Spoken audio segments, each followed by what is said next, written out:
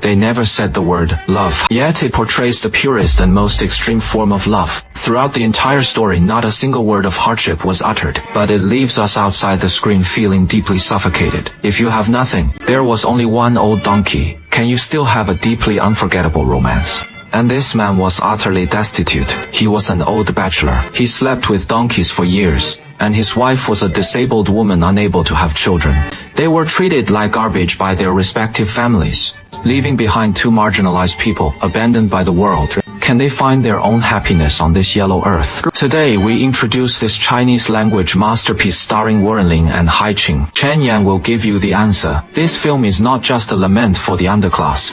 It also reveals the sincerity that you and I lack most. The man's name was Mayo Tai. The villagers called him Lao Tai's parents. His older brother died early. He stayed at his third brother's house, like a free-to-pay laborer, living worse than a livestock. The woman's name was Seo Gaiying. She was abused by her brother and sister-in-law since childhood. Having lived in a cattle pen for years, he developed a body full of chronic illnesses. In this rural area where continuing the family line is considered a duty, he is simply a disaster. The third brother was trying to clear a house for his son's wedding, and the brother and sister-in-law wanted to get rid of the burden. Both sides hit it off instantly, like throwing away a bundle.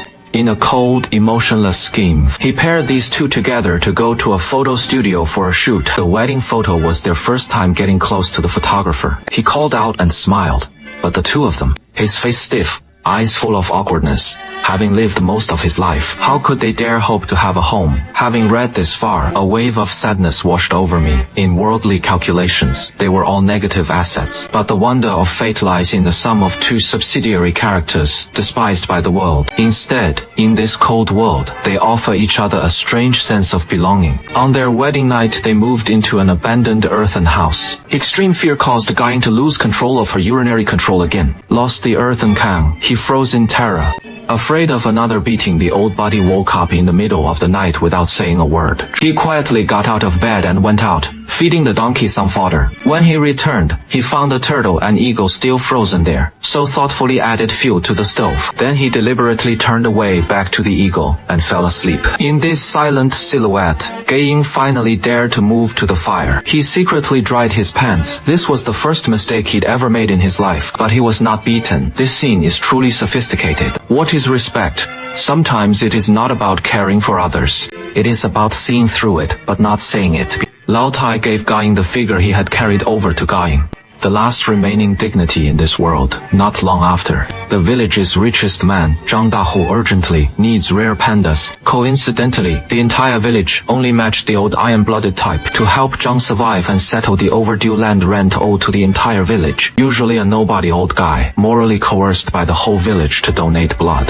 In a BMW car used to get blood drawn in the city, Gaiying, who had never ridden in a car before, got carsick and accidentally wet herself in the car. He was subjected to extreme disdain and insults from the rich second-generation heir. When they arrived, although the other party pretended to be sincere and prepared a table full of delicious dishes, but the chair was covered with a layer of anti-dirt plastic bag, facing a table full of delicious dishes. The couple felt immense humiliation and didn't eat a single bite. Back in the village, sesame oil and iron go to buy seeds. Gaiying once again wet herself in public, causing the villagers to burst into laughter. My friend didn't argue with anyone. Just take it off without hesitation. That heavy worn-out coat, draped tightly over Gaiying, covering all her embarrassment. That thin plastic bag is a chasm of social class. With your blood, but they dislike you for being dirty. But my Yuti, who took off his coat, it proves to us the nobility of a person's soul. It had nothing to do with his bank card balance. Spring has arrived, and life must be lived. They borrowed 10 eggs and made an incubator from broken cardboard boxes and light bulbs. Lights shine through tiny holes in cardboard boxes, casting starlight across the broken wall. Gaiying looked at the light. It was as if he saw hope.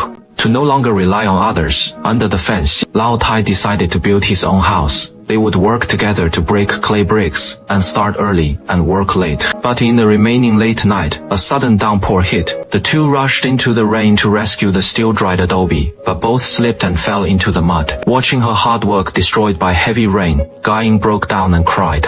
And in extreme exhaustion and absurdity, the old bodies in the muddy water actually burst out laughing. He even pulled Guy along, laughing together. The laughter in the heavy rain is, in my opinion, the most shocking scene in the entire film. Life has already pinned them into the mud and rubbed away tears. What use is that? When suffering reaches its peak, laughter is the most proud declaration of war by the lower classes against cruel fate.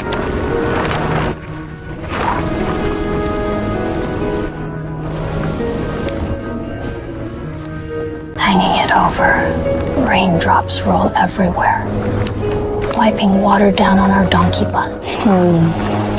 Let's get our donkey butt.